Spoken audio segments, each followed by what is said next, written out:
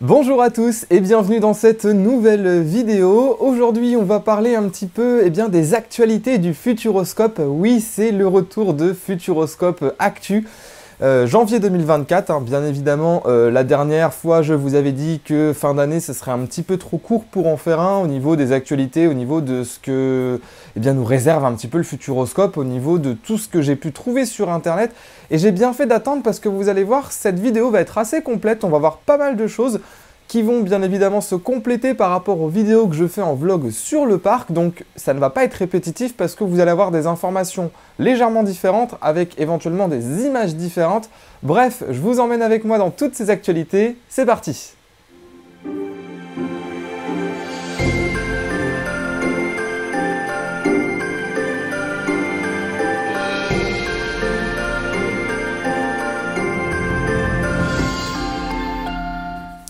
Et on va commencer bien tout de suite avec la première actualité qui nous a été communiquée en ce mois de janvier 2024.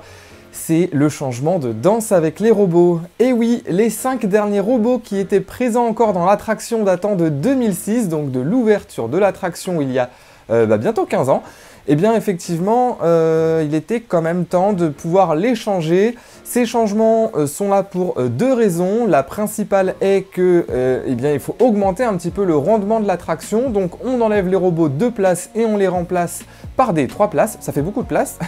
Mais il y a également une deuxième raison, c'est que les pièces détachées n'étaient plus disponibles. Donc si jamais il y avait une panne ou une pièce venait à casser, la maintenance du robot ne pouvait tout simplement pas se faire. Donc il était éventuellement temps de changer ces robots.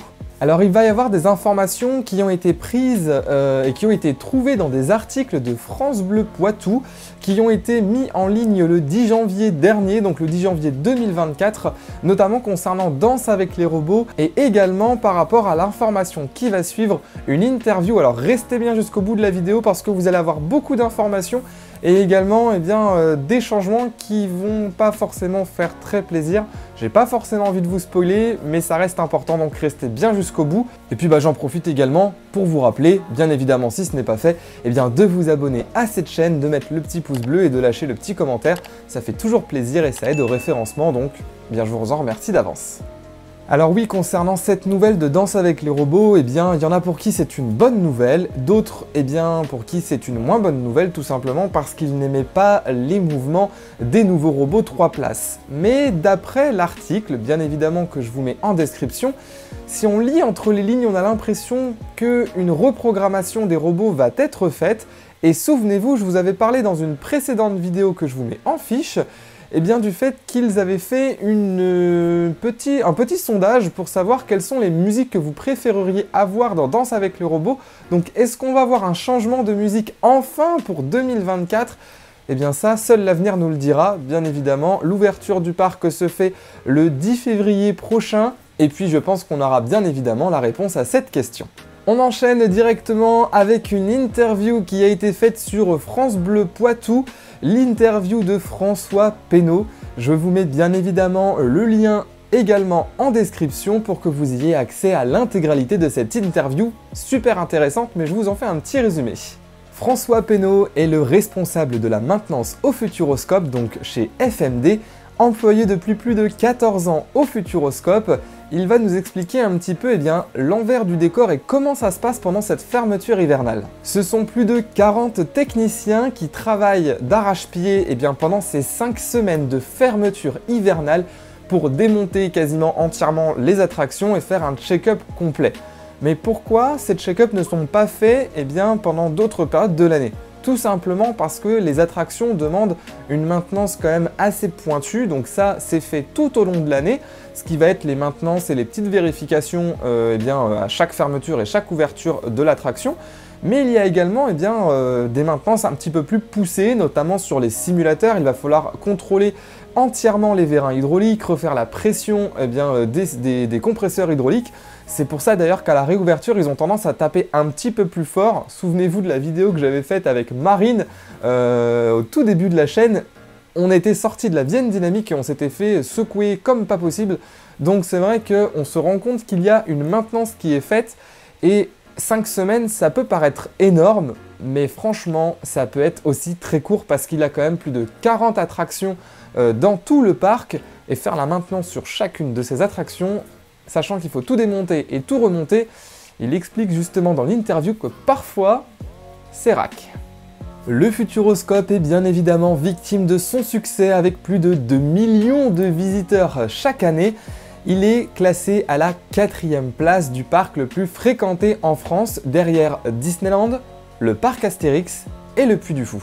Alors ça évidemment c'est une super nouvelle parce que notre parc favori est quand même dans un très beau classement, mais ça peut aussi poser quelques problèmes, notamment sur la fréquentation, et qui dit fréquentation dit file d'attente rallongée.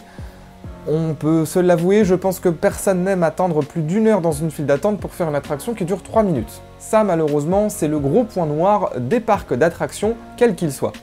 Donc le Futuroscope travaille quotidiennement sur des solutions à apporter pour les visiteurs et tout simplement pour réduire ces temps d'attente. Alors ça peut être tout simplement en augmentant le débit par heure d'une attraction, donc en améliorant un petit peu tout ça, ça peut permettre de réduire les temps d'attente, d'implémenter dans le parc des nouvelles machines, notamment on est au courant qu'il va y avoir des nouvelles attractions dans Futuropolis avec des petits débits théoriques par heure, mais mine de rien ça peut quand même désengorger d'autres attractions pour éviter d'avoir trop de temps d'attente, et puis après ça va être également pour des nouvelles machines de faire attention à choisir des machines avec un débit théorique par heure assez élevé, notamment pour Objectif Mars qui est en débit théorique de 1200 personnes par heure, ce qui fait l'attraction avec le plus de débit théorique, mais vu qu'elle est victime de son succès, on a souvent quand même des gros temps d'attente, et là on le rappelle, depuis l'incident, il y a toujours un train qui est condamné,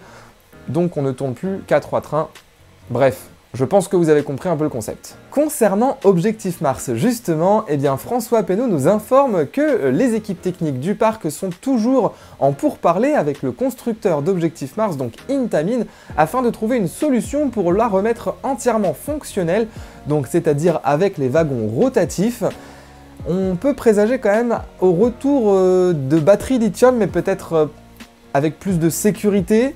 Alors cela ne veut pas dire qu'il n'y en avait pas ou qu'il n'y en avait pas assez, mais on le sait tous que quand on a un incident ou quand on a un problème technique, c'est ce qui nous permet d'évoluer, c'est ce qui nous permet de faire quelque chose de plus safe. Donc là je pense que c'est ce qui va être fait sur Objectif Mars. Encore une fois, ce n'est que des déductions, mais on n'a pas du tout de date de réouverture à la normale pour Objectif Mars. Bien évidemment, il va réouvrir avec sa version, comme je l'appelle, 2.0, dès le 10 février, ça, il n'y a aucun problème là-dessus. Mais est-ce qu'on peut espérer avoir une version avec un retour du spinning des wagons pour 2024? Ça c'est la grande question, mais on croise les doigts.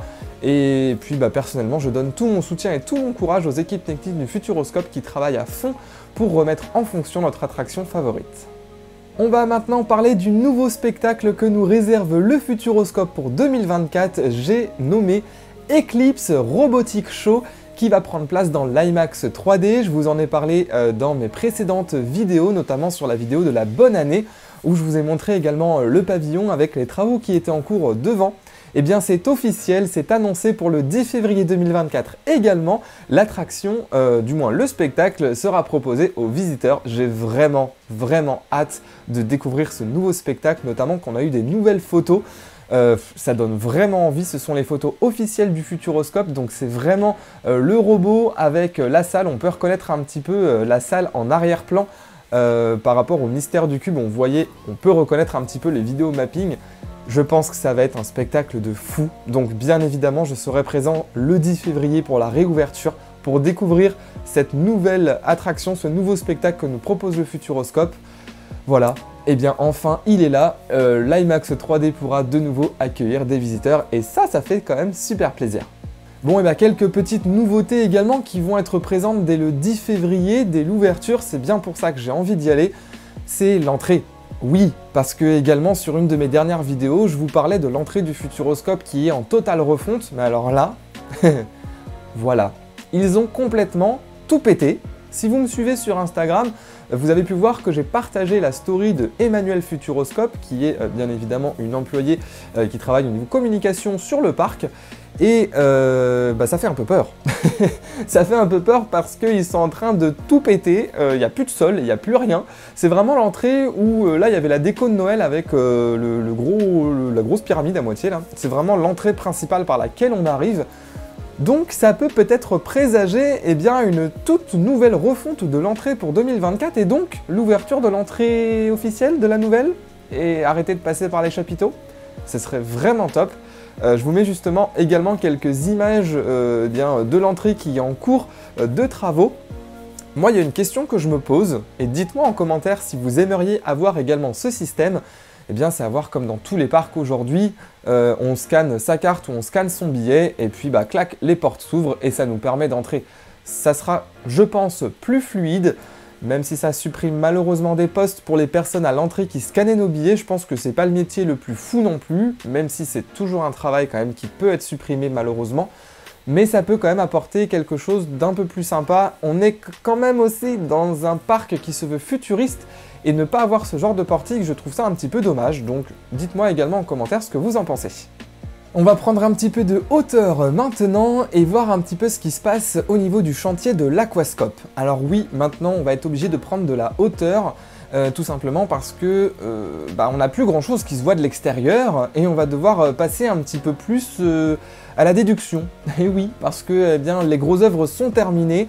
Le bâtiment est fait, donc maintenant on va plus s'attaquer à l'intérieur du bâtiment sur tout ce qui est bassin, toboggan et puis tout ce qui est numérique aussi parce que l'Aquascope se veut numérique et se veut un petit peu le parc aquatique 2.0, même je dirais 3.0 parce que là il pousse vraiment le vice très très loin. Donc on peut voir du coup les bassins extérieurs qui sont en train de se monter. La dernière fois, je sais que je vous en avais déjà parlé dans la vidéo, mais là, grâce à Elfried, donc télépilote de drone, on peut avoir des images vues du ciel. Et ça, franchement, ça fait super plaisir et ça nous permet de voir beaucoup plus clairement que moi avec ma caméra par-dessus les grilles. Voilà, c'est quand même beaucoup plus sympa de voir les avancées comme ça. On peut également voir tous les toboggans qui sont tassés d'un côté, qui sont toujours en attente de montage. Ça va en faire de la plomberie quand même tout ça, hein. Mais franchement, ça fait super plaisir de voir l'Aquascope avancer comme ça. Je le rappelle, l'ouverture est prévue pour juillet 2024, donc juillet de cette année. J'ai trop hâte d'aller faire plouf dans ce parc aquatique de taré. Enfin, franchement, dites-moi ce que vous en pensez encore une fois, mais ça va être une dinguerie, on est d'accord. Et les ouvriers nous ont fait une petite blague pour Noël. Ils ont décidé de mettre un sapin sur le point le plus haut du chantier de l'Aquascope. C'était un vrai sapin muni d'une guirlande lumineuse. Franchement, je trouvais ça super sympa. Et justement, on peut voir ici la photo apparaître du sapin de Noël de l'Aquascope. Bon allez, trêve de plaisanterie, on va continuer avec les vues en hauteur en allant sur le chantier de Mission Bermude qui est prévu lui pour 2025. Oui, il va falloir être un petit peu patient. On le rappelle, Mission Bermude va être un coaster hybride sur un bateau, donc on va pouvoir être dans l'eau et en même temps sur des rails. Donc en fait, ça va être assez spécial comme concept, sachant que le bateau va être motorisé.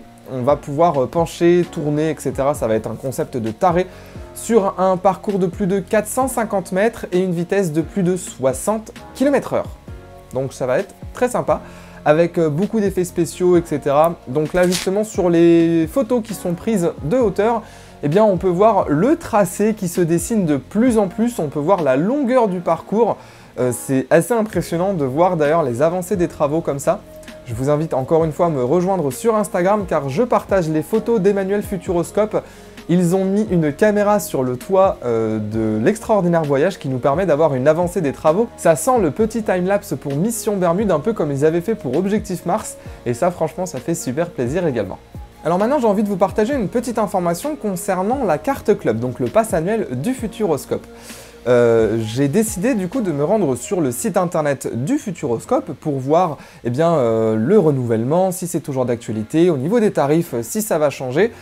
Je vais d'ailleurs vous faire une vidéo prochainement concernant ces petits changements de tarifs qu'on va aborder très rapidement ici, mais je vais aborder ça un petit peu plus en détail dans une prochaine vidéo.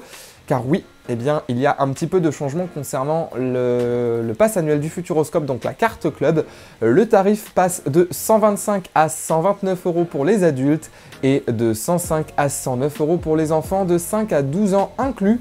Alors oui, c'est une toute petite augmentation de 4 €, c'est vraiment pas grand chose quand on voit déjà l'attractivité du pass annuel et quand on voit surtout les avantages qu'il nous donne tout simplement. Je vous mets également en fiche et en description la vidéo sur laquelle je parle un petit peu plus en détail du pass. Bien évidemment, du coup, les prix ne seront plus forcément à jour. Mais quand on va sur le site du Futuroscope, il y a un petit changement. On a une phrase nous indiquant Carte Club 2024, nous vous en dirons plus très bientôt.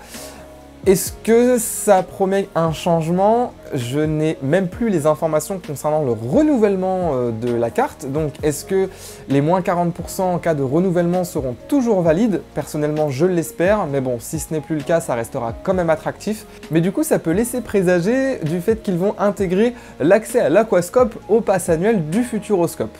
Ils nous avaient envoyé il y a quelques mois, détenteurs de la carte club, un petit questionnaire nous demandant ce qu'on souhaitait pour l'aquascope. On avait le choix entre plusieurs questions, plusieurs réponses, enfin voilà, on avait vraiment plein de choix. Moi j'avais donné pour réponse qu'on ait 3 passes différents. Un pass carte club entièrement dédié au Futuroscope, un pass carte club pour l'aquascope uniquement, pour ceux qui ne souhaitent pas avoir la carte club du Futuroscope, et une carte club duo qui nous laisse accès au Futuroscope et à l'aquascope avec éventuellement une remise si on prend le duo, avoir une déduction. En gros, ça nous coûterait moins cher que de prendre le pass club Futuroscope et le pass club aquascope. Est-ce que du coup ils ont écouté les visiteurs? Je pense que oui quand même, sinon ils s'embêteraient pas à faire un questionnaire. On verra du coup ces informations qui nous seront données en 2024. Bien sûr, dès que j'ai les informations, je vous les communiquerai et je ferai une vidéo dédiée sur ce nouveau pass qui va nous être communiqué. Voilà en tout cas pour ces petites actualités. En ce début 2024, ça fait super plaisir de voir autant de changements et autant de mouvements dans le parc du Futuroscope. Bien évidemment, une nouvelle actualité sortira donc en mars. J'en fais une tous les 2 mois pour éviter d'être trop répétitif. Surtout qu'en février, on risque d'avoir pas mal de nouveautés.